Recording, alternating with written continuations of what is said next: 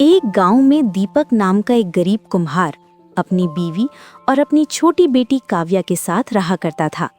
दीपक मिट्टी के घड़े बनाता और बाजार में जाके उनको बेच देता। एक दिन दीपक शाम को थका हारा घर आया ही था कि तभी उसकी बीवी उससे बोली, क्या हुआ? क्या आज भी बाजार में आपका कोई भी सामान नहीं बिका?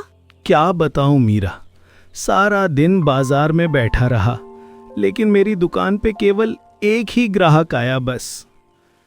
ये लो, एक सिक्का। परंतु एक सिक्के से अब मैं आज का खाना कैसे बनाऊं? आप तो जानते हैं घर में ना ही अनाज है, ना सब्जियां, ना ही मसाले।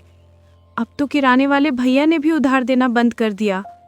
हम तो भूखे रह लेंगे, पर काव्या सुबह से भूखी है, उसके लिए ही कुछ खाने को ले आइए। तुम निराश मत हो मीरा, मैं किराने वाले भैया से कुछ अनाज और सब्जियां उधार लेके आता हूँ। दीपक किराने वाले की दुकान पे जाता है। भैया, जरा 1 किलो चावल और आधा किलो दाल दे दो। पहले का हिसाब चुका दो, फिर नया सामान मांगना। उधार का ढेर लग गया है तुम्हारे नाम पर। भैया, मेरे पास तो बस यही एक सिक्का बचा है, बाकी कल चुका दूंगा। आज घर में कुछ भी नहीं है। लाओ ये सिक्का मुझे दो और पहले का पूरा उधार चुकाओ, फिर सामान ले जाना। दुकानदार दीपक से वो सिक्का ले लेता है और उसको अनाज भी नहीं देता। दीपक निराश हो गया, वो अपने घर जाने के लिए निकल गया। दूसरी ओर काव्या अपनी माँ मीरा से कहती है, माँ, मुझे बहुत भूख लगी है। तुम्हारे पिता अभी अनाज लेके आते ही होंगे, फिर मैं तुम्हारे लिए बढ़िया खाना बना दूंगी। दीपक घर आया और उसने सारी बात मीरा को बताई। लेकिन काव्या बहुत भूखी है। काव्या बेटा, मुझे माफ करना, लेकिन तुम्हारा पिता आज खाने के लिए पैसे नहीं जुटा पाया। कोई बात नहीं पापा, मैं एक दिन भूखी सो जाऊंगी, आप फिक्र मत कीजिए। काव्या भूखी ही सो जाती है।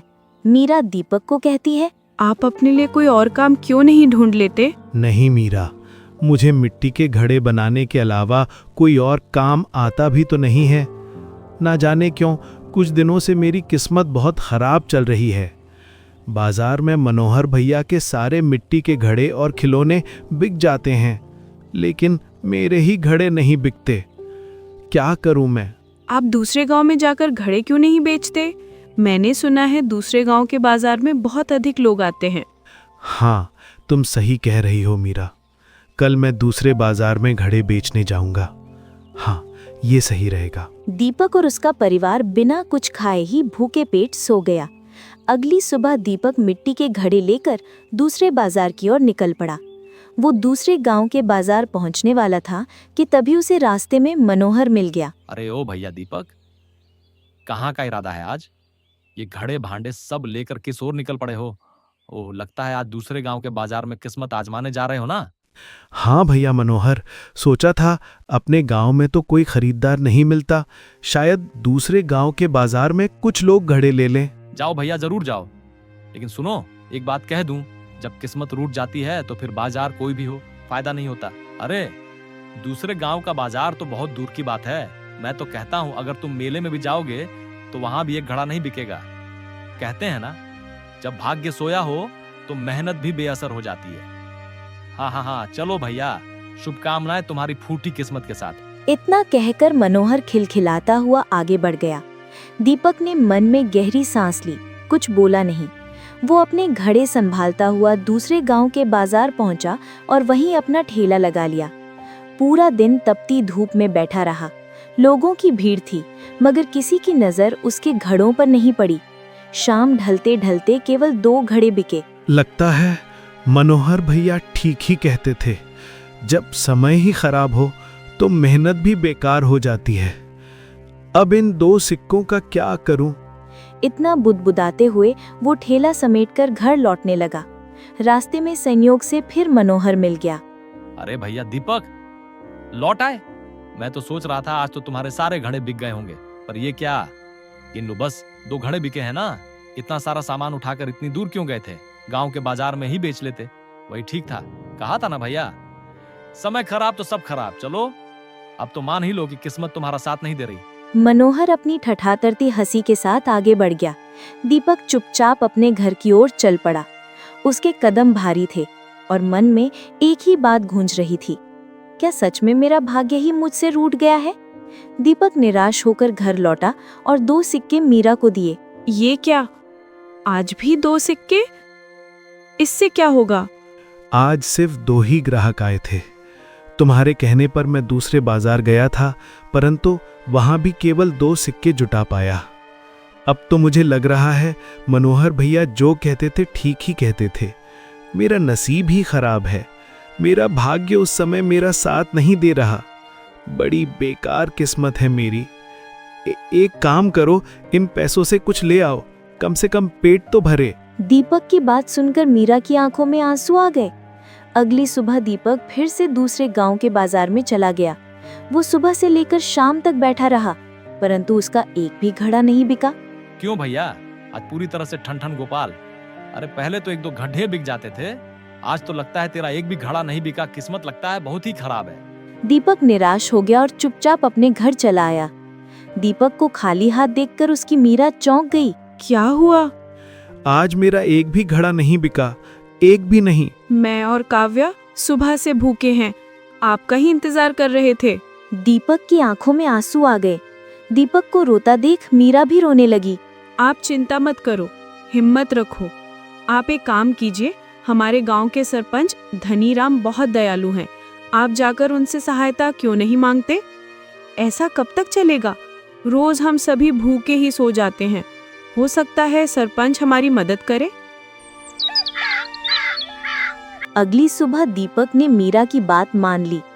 थोड़ी झिझक, थोड़ा संकोच लिए वह सरपंच धनीराम के बड़े घर की ओर चल पड़ा। आंगन में पहुंचकर कुछ देर तक चुपचाप खड़ा रहा।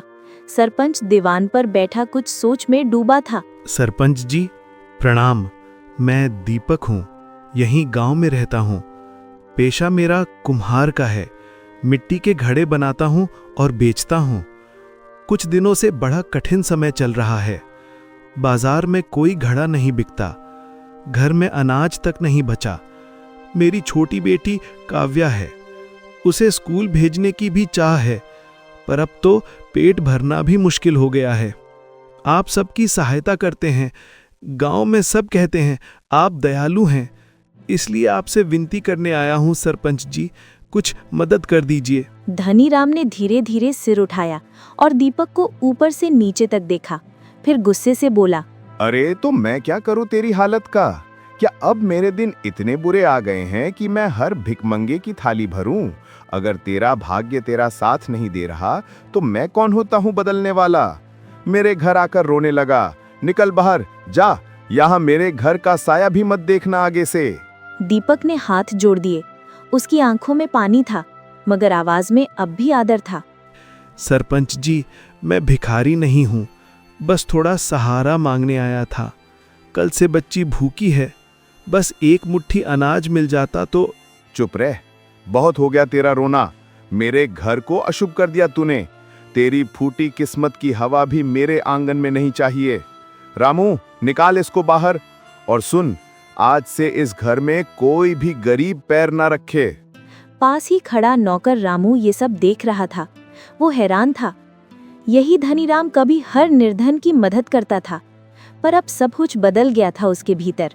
मालिक, ये क्या कह रहे हैं आप? हमारे घर की परंपरा रही है, कोई खाली हाथ नहीं लौटता। मैंने आपको कभी किसी गरीब को अपमानित करते नहीं देखा। धनीराम ने गुस्से में रामू को डांटने लगा। बहुत बोलने लगे हो तुम भी। अगर तुम्हें इतना दुख है तो जा, अपनी कमाई से इसे खिलाओ। मेरा घर कोई धर्मशाला नहीं है, समझे? रामू चुप हो गया। दीपक धीरे धीरे पीछे हट गया। आंखों में आंसू थे, लेकिन होठों पर कोई शिकायत नहीं। दीपक चुपचाप आंगन से बाहर निकला, धूल भरी राह पर चल पड़ा। हर कदम के साथ मन में एक ही प्रश्न गूंज रहा था, क्या इंसान का भाग्य ही सब कुछ तय करता है? घर पहुंचा तो मीरा बाहर खड़ी थी। उम्मीद भरी नजरों से बोली, क्या हुआ? सरपंच जी ने मदद की? नहीं मीरा, उल्टा अपमानित करके भगा दिया। कहा भाग्य खराब है तो मैं क्या कर सकता हूँ। शायद सच में मेरा नसीब ही मुझसे रूठ गया है। पर सरपंच तो पहले बड़े दयालु थे, क्यों ऐसा व्यवहार किया उन्होंने? मुझे समझ नहीं आता। निराश मत हो दीपक, हिम्मत रखो। देखना, एक दिन ये बुरा वक्त खुद ही चला जाएगा। हर अंधेरी रात के बाद सवेरा जरूर आता है। हाँ मीरा, तेरी यही बातें मुझे फिर से जीने की हिम्मत देती हैं। एक दिन मेरा भाग्य भी बदलेगा, जरूर बदलेगा। अगले दिन अर्जुन गांव के बाजार में घड़े बेचने गया। वहां मनोहर पहले से बैठा हुआ था। मनोहर दीपक से बोला, अरे भैया दीपक, सुना है तुम सरपंच धनीराम के पास मदद मांगने गए थे और उसने तुम्हें अपमानित करके भगा दिया। सच में ऐसा हुआ क्या? ए भैया, हमने तो कभी ना सुना कि हमारे सरपंच ने किसी गरीब को ऐसे बुरे तरह से अपमानित किया हो। क्या सुना क्या किसी ने? मैंने तो ना सुना। मैं बताऊं, इसमें सारा दोष किसका है? अरे ये दीपक के भाग्य का है। जब इसकी किस्मत ही साथ नहीं दे रही तो महाराज इसकी मदद करके काहे को इसकी फूटी किस्मत का दोष अपने माथे ले ले, है नहीं तो? उन दोनों की बातों से दीपक बहुत टूट गया। आंखों में आंसू लिए वो वहां से जंगल की ओर चल दिया। दीपक एक पेड़ के नीचे जाके दुखी होके बैठ गया। न जाने कब उसकी आंख लग गई और वो सो गया। कुछ देर बाद एक आवाज आती है, पानी, पानी, पानी। दीपक उठता है और देखता है कुछ दूरी पर एक साधु गिरे पड़े हैं और पानी मांग रहे हैं। दीपक नदी की ओर जाता है और घड़े में पानी भर लाता है। साधु महाराज पानी पीते हैं और उठ जाते हैं। कौन हो पुत्र? तुमने आज मेरी प्यास बुझाई है, वरना आज मेरे प्राण ही निकल जाते। मैं तपस्या करते करते बेहोश हो गया था। पर ये बताओ, तुम इतने गहरे जंगले में क्या कर रहे हो? क्या तुम्हें जंगली जानवरों का डर नहीं? महाराज, मेरा नाम दीपक है। मैं पास के गांव में रहता हूँ। मैं एक गरीब कुम्हार हूँ। मेरे बनाए घड़े अब कोई नहीं खरीदता। घर में खाने को कुछ नहीं है। पत्नी और बेटी भूखी हैं। आज दुखी होकर मैं यहाँ चला आया। सोचा थोड़ा मन शांत हो जाएगा। अच्छा किया कि तुम यहाँ आए। देखो, तुमने मुझे पानी देकर मेरा प्राण बचाया है। ये कोई छोटी बात नहीं है। तुम्हारे इस सत्कर्म से मैं प्रसन्न हूँ। अब सुनो, मैं तुम्हें एक वरदान देता हूँ। साधु ने अपनी झोली खोली और उसमें से एक साधारण सा मिट्टी का घड़ा निकाला। वो घड़ा बहुत साधारण था, जैसे दीपक रोज बनाता था, लेकिन उस पर हल्की सी सुनहरी चमक थी। पुत्र, ये घड़ा साधारण नहीं है। जब भी तुम्हें आवश्यकता हो, तुम इसके सामने बैठकर जो भी सच्चे मन से मांगोगे वह प्राप्त होगा। पर ध्यान रहे, इसमें कोई जादू नहीं बल्कि आशीर्वाद है। इसका उपयोग केवल अपनी और दूसरों की भलाई के लिए करना। अगर लोभ या दिखावे के लिए इसका प्रयोग किया तो यह वरदान समाप्त हो जाएगा। ये कहकर साधु ने आशीर्वाद दिया और जंगल के भीतर अदृश्य हो गया। दीपक देर तक वहीं खड़ा रहा, फिर धीरे धीरे घर की ओर चल पड़ा। संध्या हो चुकी थी। दीपक की पत्नी मीरा और बेटी काव्या झोंपड़ी के बाहर बैठी उसकी प्रतीक्षा कर रही थीं। आज बहुत देर कर दिया आपने, कुछ बिक पाया क्या? नहीं मीरा, आज भी एक भी घड़ा नहीं बिका। लेकिन आज कुछ अजीब हुआ। जंगल में एक साधु मिले। उन्होंने मुझे ये घड़ा दिया है। घड़ा? कौन सा घड़ा है ये? पिताजी, तो क्या ये हमें खाना देगा? मुझे बहुत भूख लगी है। हाँ बेटी, हम देख लेते हैं। दीपक ने घड़े को जमीन पर रखा और धीरे से कहा, घड़े देव, मेरे परिवार की भूख मिटाओ। क्षण भर में घड़े से भाप उठी और उसमें से तरह तरह के भोजन निकलने लगे। चावल, दाल, सब्जी, रोटियां, मिठाइयाँ। मीरा और काव्या आश्चर्य में पड़ गईं। हे भगवान, ये कैसे हुआ? ये साधु महाराज का आशीर्वाद है। उन्होंने कहा था ये सिर्फ सच्चे मन से काम करेगा। माँ, अब हमें भूखा नहीं रहना पड़ेगा। पर सुनो दीपक, ये बात किसी को मत बताना। ऐसे वरदान का रहस्य छुपा कर रखना चाहिए। अगर गांव वालों को पता चल गया तो न जाने क्या होगा। तुम सही कहती हो मीरा। ये बात हमारे परिवार के अलावा किसी को नहीं पता चलेगी। उस रात उनके घर में पहली बार इतने वर्षों के बाद सबने पेट भर के खाना खाया था।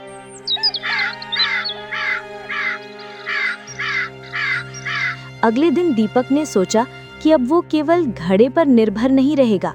उसने तय किया कि वो फिर से अपने चाक को घुमाएगा और मेहनत करेगा। अब तो तुम्हें घड़े बेचने की जरूरत नहीं होगी ना? नहीं मीरा, घड़ा तो हमें भूख से बचा सकता है।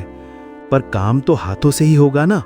अगर मैं काम बंद कर दूं तो ये वरदान व्यर्थ जाएगा। दीपक ने पहले से भी अधिक मन लगाकर घड़े बनाने शुरू कर दिए।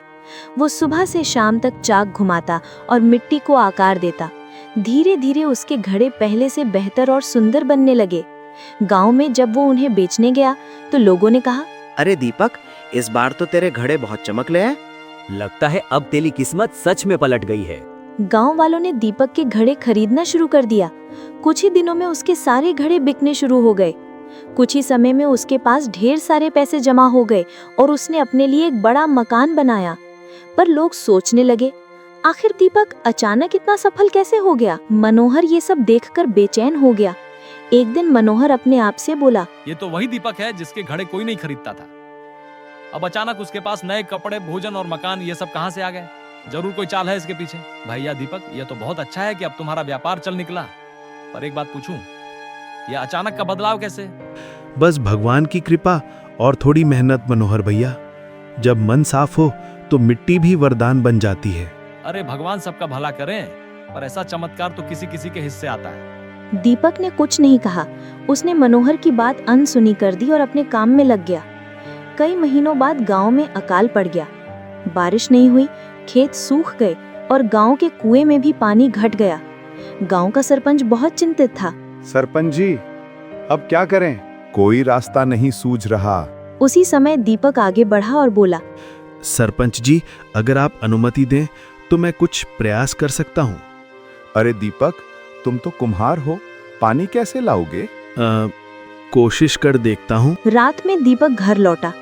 उसने मीरा से कहा, मीरा, अगर साधु महाराज का आशीर्वाद सच है तो आज मैं उसका उपयोग गांव के लिए करूंगा। पर तुमने कहा था किसी को पता नहीं चलना चाहिए। हाँ, इसलिए मैं अकेले ही करूंगा। कोई नहीं जानेगा कि कैसे हुआ। दीपक ने घड़े को तालाब के किनारे रखा और कहा, घड़े देव, इस गांव के लिए वर्षा दो ताकि धरती फिर से हरी हो जाए।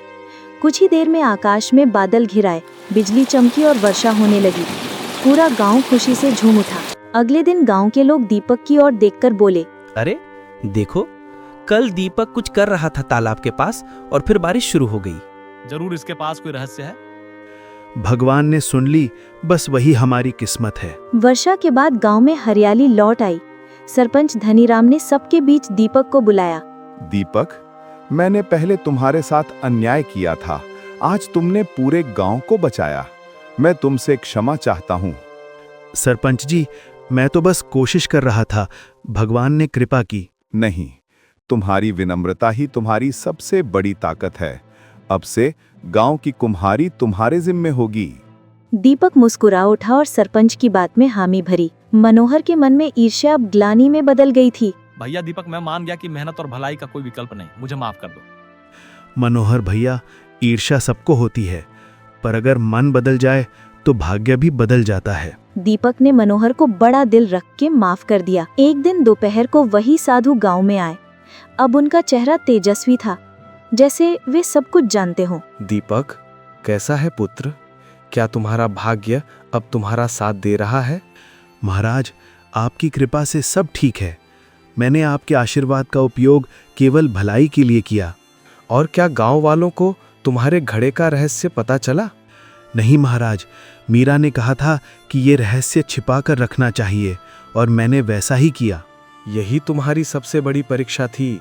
मनुष्य को वरदान पाना कठिन नहीं, उसे संभालना कठिन होता है। तुमने अपने लोभ को जीत लिया, इसलिए तुम्हारा भाग्य सदा चमकता रहेगा। महाराज, मैं चाहता हूं कि यह आशीर्वाद केवल मेरे लिए नहीं, पूरे गांव के लिए हो। तो ऐसा ही होगा। अब ये घड़ा अपना कार्य पूर्ण कर चुका है। साधु ने घड़े को हाथ में लिया, उसकी सतह पर रोशनी फैली और घड़ा मिट्टी में विलीन हो गया। अब से तुम्हारे बनाए हर घड़े में वही शक्ति होगी, भलाई की।